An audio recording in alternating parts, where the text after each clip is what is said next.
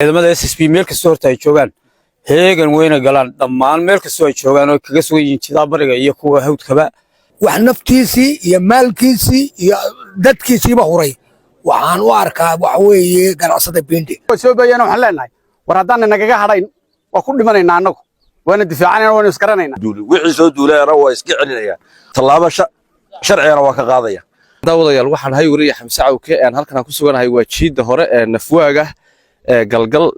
saaka saacadu waa 6 subaxnimo waxaan ku kulanay ganacsada Bindi iyo General Dolaal oo galinka horeba saaka ciidanka kormeeraya bal ganacsada ka waran dareenkaaga waa boqolkiiba alxamdulillah boqolkiiba weeye saaka aniga odayga General Dolaal waxaan weeye kormeerina ciidamada madaniga iyo ciidamada qaranka oo garabsanaya marka waxa weeyaan ciidamaduna aad iyo aad bay waxa weeye moraalkooda iyo diyaar garowgooda uu sareeyaa marka waxaan leenahay dhammaan ciidamada SSB meel kasta horta ay joogaan heegan weyna galaan dhammaan meel kasta ay joogaan oo kaga soo yiintidaa bariga iyo kuwa hawdkaba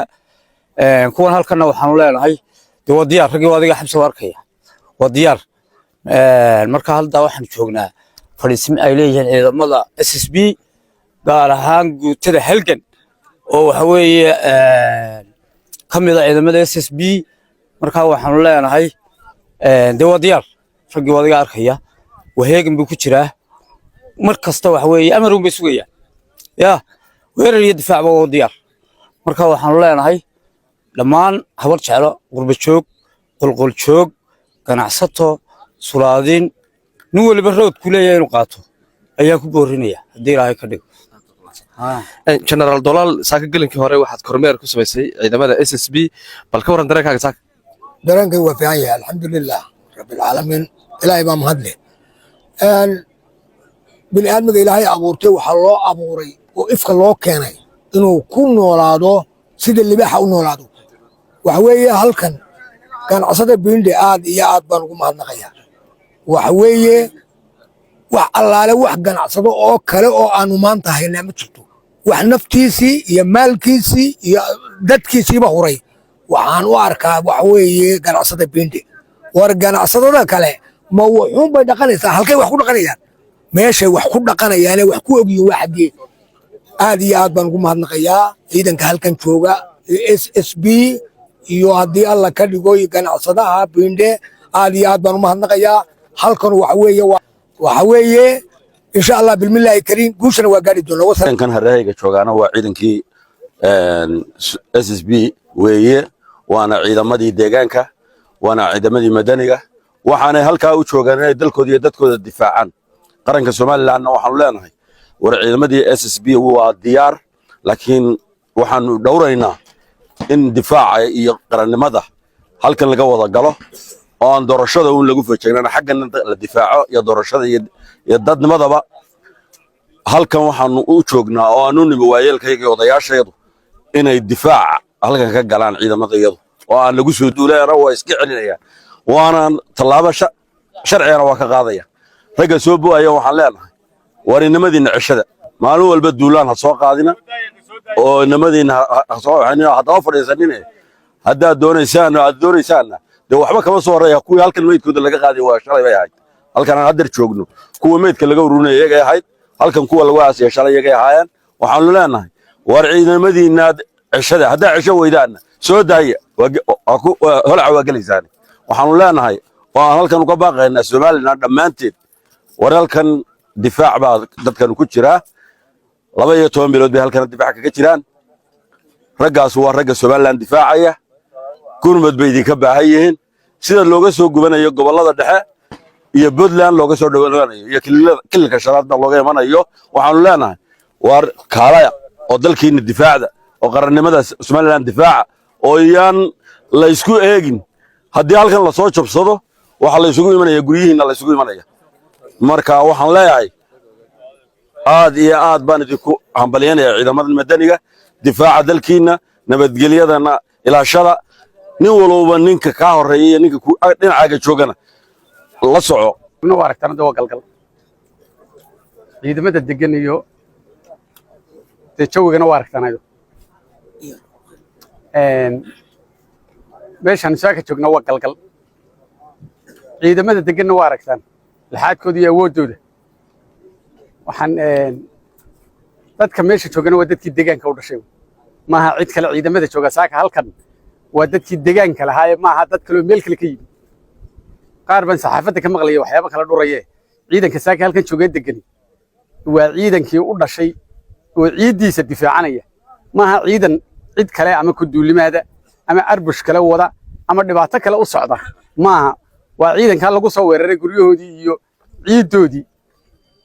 ee difaacanaya saaka markaas warbixintayadu waxa weeyaan waxaanu ku jirnaa difaac waxaanu nahay dadkii deegaanka u dhashay lahaa ciidamadaas halka joogana waa ciidamadayadii deegaanka u dhashay dee Somaliland waxaanu leenahay dee dalka qaybna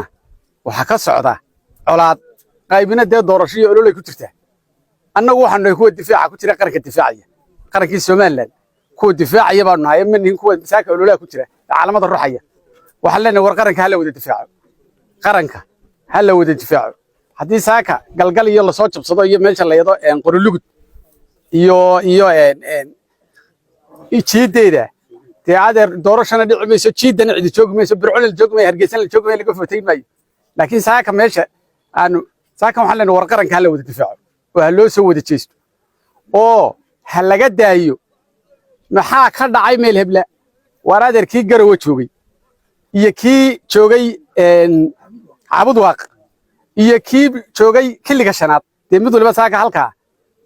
ayuu soo dagaaltagoo soo socda wax kaga soo horeeyo wuxuu ku leeyahay iyo wax ka maqan iyo ciiduu leeyo laga haystaa midna ma jirto waa dee waa aragtaan ciidamada galgal bay difaac kaga jiraan galgal yaale bal qorlugud yaa loo degan annagu waxaan leenahay war annana waa ku dhimanaynaa tan oo ka tegi mayno kuwa soo bayana waxaan leenahay war haddaan nagaga hadhayn waa ku dhimanaynaa annagu waana difaacanayna waana isgaranaynaa halkan ragga dhalinyarada ah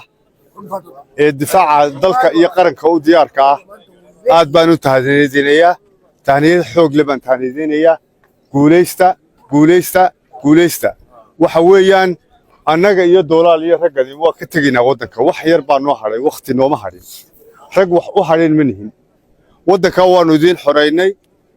waxaannu doonaynaa inay idinku raaxaysataan ama carruurtiina ku raaxaysato iminka rag waaweyn oo wada xaasas lebaa tihiin